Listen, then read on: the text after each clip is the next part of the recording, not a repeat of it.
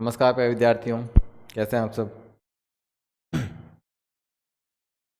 विद्युत धारा का जो चैप्टर चल रहा है उसमें अपना पिछला टॉपिक था प्रतिरोधों का संयोजन। प्रतिरोधों का संयोजन जो दो प्रकार से होता है, श्रेणी क्रम एवं समांतर क्रम, कैसे होता है, और फिर उससे संबंधित अपने आंकिक प्रश्न हल कर लिए थे। आज जो अपना टॉपिक है वो है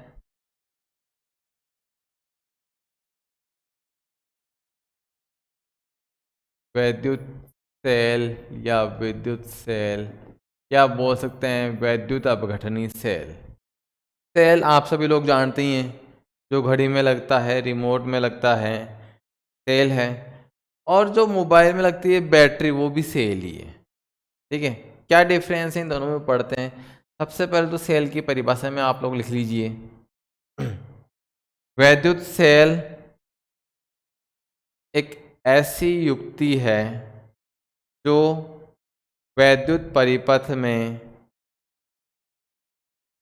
धारा प्रवाहित करने के लिए रासायनिक ऊर्जा को विद्युत ऊर्जा में रूपांतरित करती है। सेल जो है वो क्या करता है, रासायनिक ऊर्जा को विद्युत ऊर्जा में रूपांतरित करता है। सेल का मुख्य काम ये।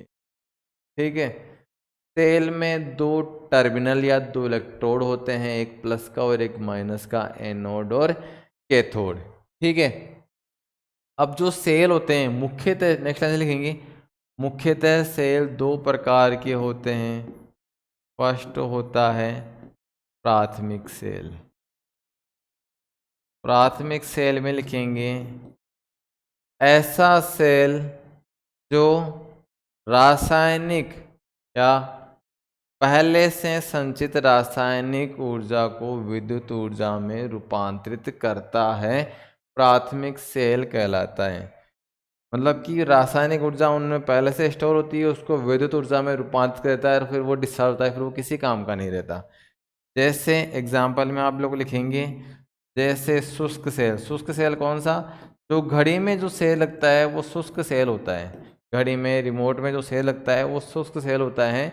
इनको एक बार यूज में लेने के बाद में, एक बार डिस्चार्ज होने के बाद में दोबारा काम में नहीं लिया जा सकता, वो खराब हो जाते हैं, उनको चार्ज नहीं किया जा सकता। ठीक है, कई बार क्या होता है, कई बार आप लोगों ने बचपन में ये किया होगा कि उस सेल को है ना धूप में रख दो, वो चार्ज हो जाएंगे। सिर्फ वो एक भ्रांति है, वो चार्ज नहीं होंगे, क्योंकि उनमें जो केमिकल थे, उनमें जो रिएक्शन होनी थी, आयनों का आदान प्रदान होना था, वो हो गया और वो ख़त्म हो गया, वो किसी काम के नहीं है, उनको किसी दोबारा काम में नहीं लिया जा सकता, वो शुष्क सेल हो गए। ठीक है, और कुछ सेल होते हैं, केमिस्ट्री में आप लोगों का पढ़ा होगा, लेक्लांसी सेल और डेनियल सेल, ये प्रयोगशाला में काम में लिए जाते हैं। ठीक है, ये भी क्या करते हैं, इनमें भी केमिकल, जैसे लेक्लांसी सेल होता है और डेनियल सेल। लेक्लांसी सेल क्या होता है, थोड़ा सा बता देता हूँ मैं आप लोगों को। एक प्लास्टिक का बर्तन होता है, इसमें कार्बन की छड़ रखते हैं। कार्बन की छड़ प्लस का कार्य करती है। ठीक है, कार्बन की छड़, जैसे शुष्क सेल होता है उसमें उसको आपने कभी तोड़ा होगा तो उसमें एक ब्लैक कलर की रोड निकली होगी, वो कार्बन की छड़ है जो प्लस का कार्य करती है। ठीक है, अब फिर इसके चारों तरफ पेस्ट भरा होता है शुष्क सेल में, जबकि लेक्लांसी सेल में क्या होता है, लेक्लांसी सेल में NH4Cl अमोनियम क्लोराइड का विलयन भरा होता है। लेक्लांसी सेल में अमोनियम क्लोराइड का विलयन भरा होता है, विलयन डाल लेते हैं, फिर इसमें एक लगा देते हैं जिंक की छड़। इसमें क्या लगाते हैं, जिंक की छड़, जो माइनस का कार्य करती है, और इन दोनों से तार लगाएंगे तो फिर क्या होगा, विद्युत वाहक बल उत्पन्न होगा। इन दोनों से तार लगाएंगे तो विद्युत वाहक बल उत्पन्न होगा।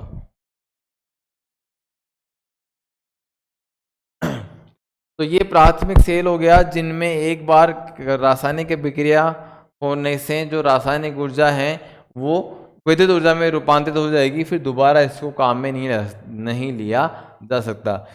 ये प्लास्टिक का बर्तन है, ये कार्बन का छड़, इसको नहीं फेंकते हैं, क्या करते हैं, ये जो बीच में आपने ये भरा है ना, ये विलयन अमोनियम क्लोराइड का विलयन, इसको फिर इतने ये काम होने के बाद में फिर दूसरा नया बनाएंगे, फिर दोबारा ये कार्य करेगा। ठीक है, को चार्ज नहीं किया जा सकता। इस प्रकार के जो सेल होते हैं वो प्राथमिक सेल होते हैं। दूसरे प्रकार के जो सेल होते हैं प्राथमिक सेल का आप सामान्य जीवन में उदाहरण देख लिया आपने कि जो घड़ी में जो सेल लगता है वो प्राथमिक सेल होता है, उसको शुष्क सेल बोलते हैं, जिसको एक बार काम में ले लिया वो डिस्चार्ज हो गया, फिर दोबारा उसको चार्ज नहीं किया जा सकता। फिर अगले प्रकार का सेल है द्वितीयक सेल। अगले प्रकार का सेल कौन सा है? द्वितीयक सेल, सेकेंडरी सेल। द्वितीयक सेल क्या होता है? उसमें इसकी डेफिनेशन में लिखिए, ऐसी युक्ति जो विद्युत ऊर्जा को रासायनिक ऊर्जा में रूपांतरित करके संचित कर ले एवं इस संचित रासायनिक ऊर्जा को पुनः विद्युत ऊर्जा में रूपांतरित कर दे, द्वितीयक सेल कहलाता है। द्वितीयक सेल को बार बार आवेशित करके उपयोग में लिया जा सकता है। ठीक है, उदाहरण में लिख देंगे तीसरा संचायक सेल, मतलब अपने जो सामान्य बैटरी आती है, चार्जेबल बैटरियाँ होती है, जैसे टॉर्च में बैटरी है या फिर मोबाइल की बैटरी है या फिर इन्वर्टर में जो बैटरी लगी, ये सारे क्या हैं? द्वितीयक सेल हैं। ये क्या करेंगे? पहले लाइट लेंगे, ये पहले क्या करेंगे? विद्युत ऊर्जा लेंगे, विद्युत ऊर्जा को ये रासायनिक ऊर्जा में कन्वर्ट करेंगे और रासायनिक ऊर्जा में कन्वर्ट करके स्टोर कर लेंगे, स्टोर करके फिर ये जब अपन इनका काम में लेंगे तब इसको वापस विद्युत ऊर्जा में कन्वर्ट कर देंगे। द्वितीय सेल का काम इस प्रकार से होता है कि विद्युत ऊर्जा लेके उसको रासायनिक ऊर्जा में कन्वर्ट करके क्या कर लेगा? स्टोर कर लेगा, अपने पास में डाउनलोड कर लेगा। ठीक है, फिर उसको वापस जब काम में लेंगे तब विद्युत ऊर्जा में कन्वर्ट कर देगा। ये द्वितीयक सेल का काम होता है। इतना आप लोगों को समझ में आ गया कि सेल जो होता है वो विद्युत धारा, स्थायी विद्युत धारा प्रवाहित करने के लिए एक सरल युक्ति है। दो प्रकार के होते हैं, प्राथमिक सेल और द्वितीयक सेल, दोनों में क्या क्या डिफरेंस है वो भी आप लोगों को समझ में आ गया होगा। ठीक है, अब आप लोग हेडिंग लगाएंगे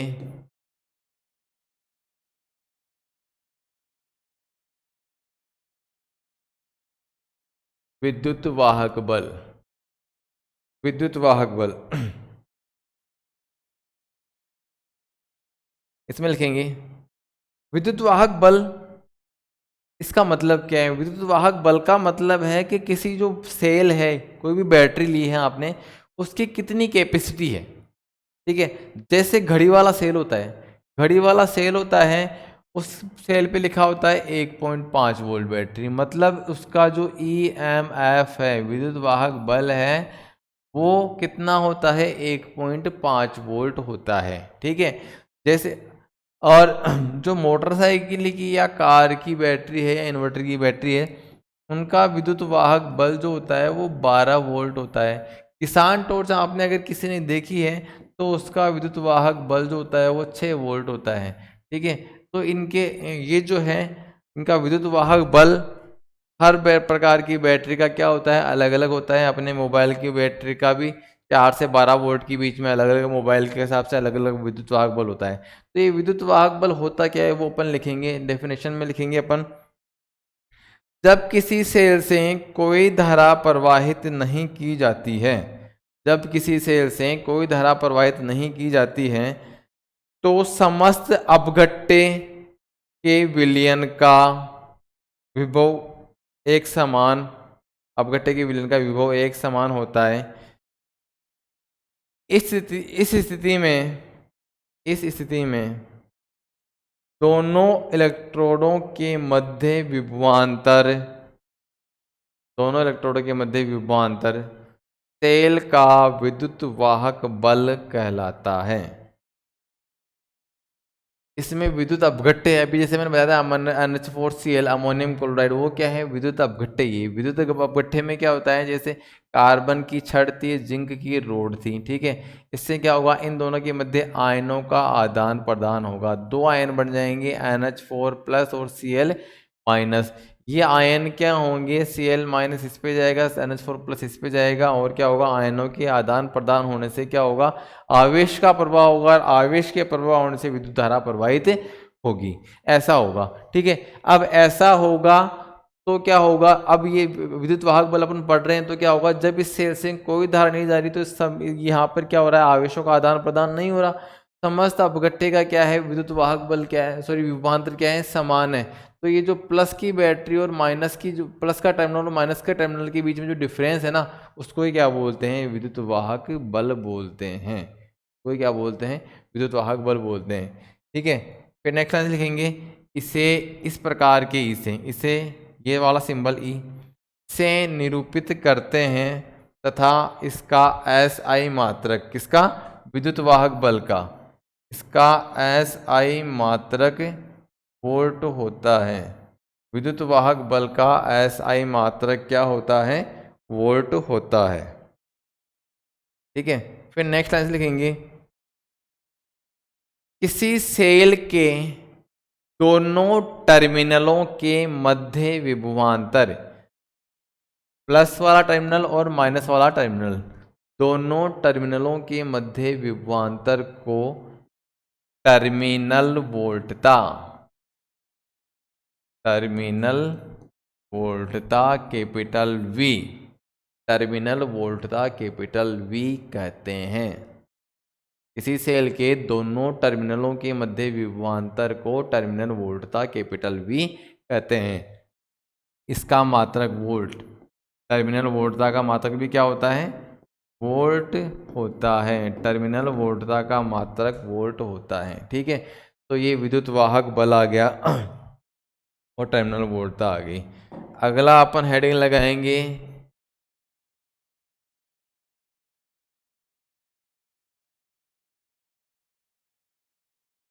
सेल का आंतरिक प्रतिरोध। सेल का आंतरिक प्रतिरोध लिखेंगे इसमें, सेल के आंतरिक प्रतिरोध में किसी सेल के विद्युत अपघट्य में, सेल है जैसे अभी बताया था मैंने पहले, ये सेल है लेक्लांसी सेल, ये कार्बन की छड़ है। ठीक है, यहाँ पर जो विलयन भरा हुआ है वो किसका भरा हुआ है, ये प्लस की है। यहाँ पर इधर अलग से जिंक की छड़ लगी हुई है, जिंक छड़ जो माइनस का कार्य करेगी। इसमें जो विलयन भरा हुआ है वो किसका भरा हुआ है, NH4Cl का भरा हुआ है। जो इसमें क्या होगा, जब सेल यूज में लेंगे तो ये दो आयनों में टूटेगा, NH4+ और Cl-। ठीक है, NH4+ और Cl-, ये अमोनियम आयन, ये क्लोराइड आयन इसमें रहेंगे और ये गति करेंगे और आवेश का आदान प्रदान करेंगे। ठीक है, तो किसी सेल के विद्युत अपघट्य में, किसी सेल के विद्युत अपघट्य में आयनों के प्रवाह में, किसी सेल के विद्युत अपघट्य में आयनों के प्रवाह में, आयन कौन से हैं, NH4+ और Cl-, ये अमोनियम आयन है और ये क्लोराइड आयन है। हम आयनों के प्रवाह में उत्पन्न अवरोध, अब ये आयन क्या होंगे, Cl- इससे जाके चिपकेगा, ये इससे जाके चिपकेगा। ठीक है, ये यहाँ पहले क्या होगा, ये विलयन हम NH4Cl डालेंगे, पानी डालेंगे, फिर ये डालेंगे, फिर ये पानी डालते ही जब इसको परिपथ जोड़ेंगे तो क्या होगा, ये टूटेगा, NH4 में प्लस में टूटेगा, Cl- टूटेगा, Cl- इस पे जाके चिपकेगा, NH4+ इससे जाके चिपकेगा, और क्या होगा, आयनों का आदान प्रदान होगा। तो आयनों का प्रवाह होगा, विद्युत धारा प्रवाहित होगी। तो लिखेंगे परिभाषा में, किसी सेल के विद्युत अपघट्य में आयनों के प्रवाह में उत्पन्न अवरोध को सेल का आंतरिक प्रतिरोध कहते हैं। सेल का आंतरिक प्रतिरोध कहते हैं। इसे स्मॉल r से प्रदर्शित करते हैं, इसे स्मॉल r से प्रदर्शित करते हैं तथा इसका SI मात्रक ओम, इसका SI मात्रक ओम होता है। आंतरिक प्रतिरोध का SI मात्रक क्या हो गया, ओम हो गया। तो सेल का आंतरिक प्रतिरोध क्या होता है, इसका मात्रक क्या होता है, ये समझ में आ गया होगा आप लोगों को। ठीक है, अब अगली हेडिंग लगाएंगे आप लोग,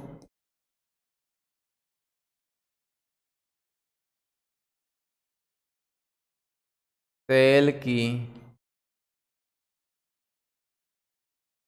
टर्मिनल वोल्टता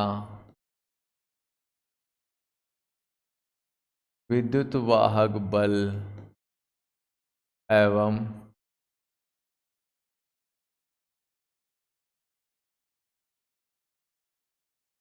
आंतरिक प्रतिरोध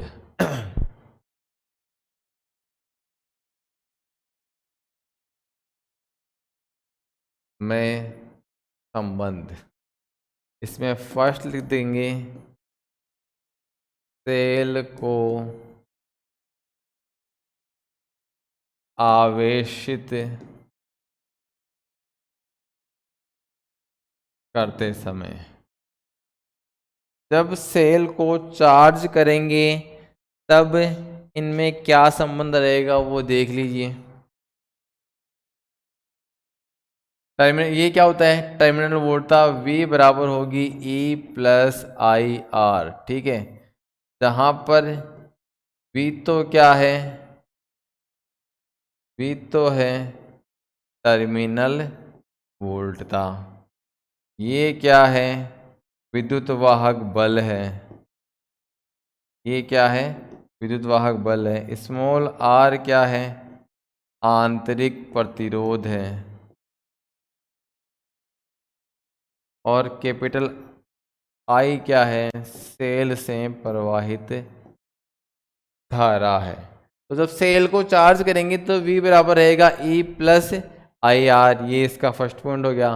जब सेल को चार्ज करेंगे तो टर्मिनल वोल्टता और विद्युत वाहक बल और आंतरिक प्रतिरोध में संबंध ये रहेगा V = E plus I R. ठीक है, सेकेंड पॉइंट रहेगा सेल को निरावेशित। निरावेशित का मतलब हो गया जब इसको आप उपयोग में ले रहे हैं तब डिस्चार्ज होगा ना।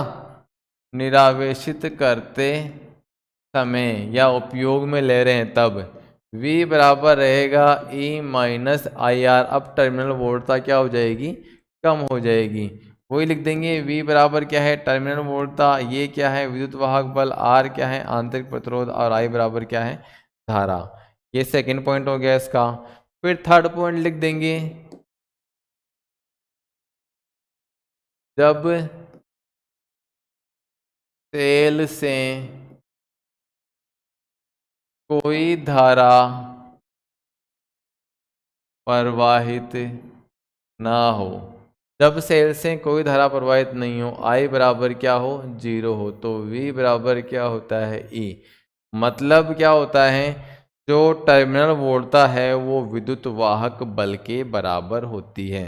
तब आपसे ये पूछ लिया जाए, 3 अपन ने पढ़ा कि V बराबर पढ़ा अपन ने E plus I R, V बराबर पढ़ा E माइनस आई आर, और V बराबर पढ़ा E। ठीक है, इनसे आपको क्वेश्चन पूछ लिए जाए, क्वेश्चन क्या क्या बन सकते हैं वो आप लोग देखिए।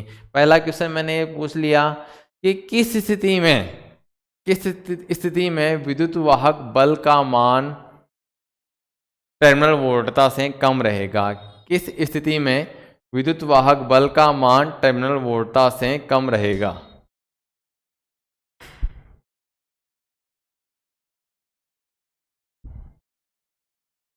विद्युत वाहक बल का मान टर्मिनल वोल्टता से कम रहेगा, ये वाली कंडीशन है। विद्युत वाहक बल में कुछ और जोड़ रहे हैं तब जाके टर्मिनल वोल्टता आ रही है। क्या आ गया, ये पूछ लिया जाए कि किस स्थिति में विद्युत वाहक बल का मान टर्मिनल वोल्टता से ज़्यादा रहेगा, तो कब रहेगा, उपयोग में लेंगे तब रहेगा। किस स्थिति में विद्युत वाहक बल का मान टर्मिनल वोल्टता के बराबर रहेगा, तो ये वाला पॉइंट आ जाएगा। तो अब अपन ने इस वीडियो में अपन ने क्या पढ़ा, टर्मिनल वोल्टता, सॉरी सेल क्या होता है, सेल के प्रकार, विद्युत वाहक बल, टर्मिनल वोल्टता, आंतरिक प्रतिरोध, और इनमें संबंध अपन ने पढ़े हैं कि क्या होता है, कैसे कैसे होता है। अब आगे वाला अपना कॉन्सेप्ट रहेगा कि एक सेल 6 वोल्ट का है, दूसरा सेल 6 वोल्ट का है। ठीक है, तो इन दोनों को किस किस प्रकार से संयोजित करें, या फिर एक सेल 6 वोल्ट का है, दूसरा सेल 3 वोल्ट का है, तो किस प्रकार संयोजित करें कि अपने को बेहतर आउटपुट मिले। ठीक है। बेहतर आउटपुट मिलने के लिए अपन उनको किस प्रकार से संयोजित करें ताकि अपने को ज़्यादा से ज़्यादा अच्छा आउटपुट मिल सके, वो अपन ना कॉन्सेप्ट रहेगा सेलों का संयोजन। वो अपना कॉन्सेप्ट रहेगा सेलों का संयोजन।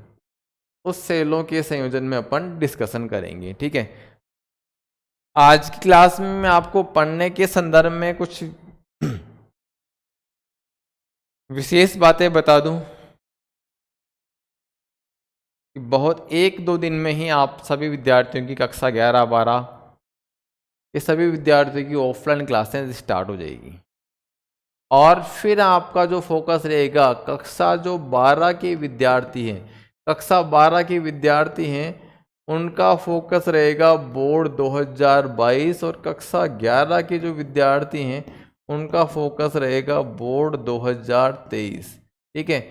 बोर्ड 2023 वालों के लिए बहुत ही अच्छा सुअवसर है कि वो अभी से ही बहुत अच्छी तैयारी कर सकते हैं। उनके पास प्रॉपर टाइम है और बहुत ही अच्छा अचीवमेंट हासिल कर सकते हैं, क्योंकि अभी उन्होंने रिसेंटली है ना वो 10th के एग्ज़ाम नहीं दिए थे और वो प्रमोट हो गए। तो उनका जो जुनून था कि मैं बहुत अच्छा परसेंटेज, बहुत अच्छे अंक बनाऊंगा ताकि मैं अच्छा रिजल्ट हासिल कर लूँगा, वो नहीं कर पाया। उनके अरमान दबे के दबे रह गए। अब आपके पास में 2023 में बहुत अच्छा करने का चांस है, आपके पास समय है, आप लोग कर सकते हैं।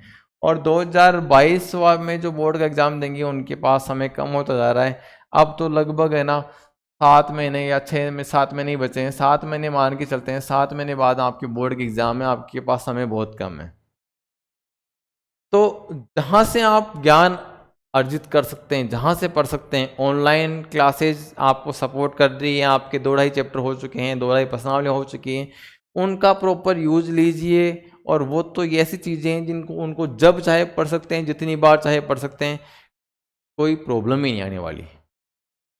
तो इस प्लेटफॉर्म का यूज करके आप अपनी स्टडी को बढ़ा सकते हैं, अपने ज्ञान को बढ़ा सकते हैं, अपने कॉन्सेप्ट क्लियर कर सकते हैं। और डेफिनेटली वो जो ज्ञान है वो आपकी इस बोर्ड 2022 में परसेंटेज इंक्रीज करने में आपकी बहुत ज़्यादा मदद करने वाला है।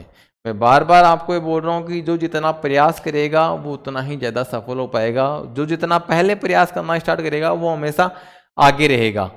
वो पीछे वाला उसको आगे वाले को पार करना बहुत मुश्किल है। वो आगे वाले को, पीछे चलने वाला आगे वाले को तभी पार कर सकता है जब आगे वाला धीरे हो जाए या आगे वाला मेहनत करना छोड़ दे, तब वो पार कर सकता है। लेकिन आगे जो पहले अपने से 1 घंटे पहले चलाता या 2 दिन में या 2 महीने पहले जिसने पढ़ाई स्टार्ट करी है वो कंटिन्यू कर ही जा रहा है, वो रुक ही नहीं रहा। तो जो पीछे रह गया ना वो उसको कभी पार नहीं पाएगा। ध्यान रखें आप लोग और कंटिन्यू मेहनत करते रहें। जिन्होंने अभी तक भी पढ़ाई करना स्टार्ट नहीं किया है वो अपनी पढ़ाई को कंटिन्यू करने के लिए आगे और मेहनत करते रहें। धन्यवाद।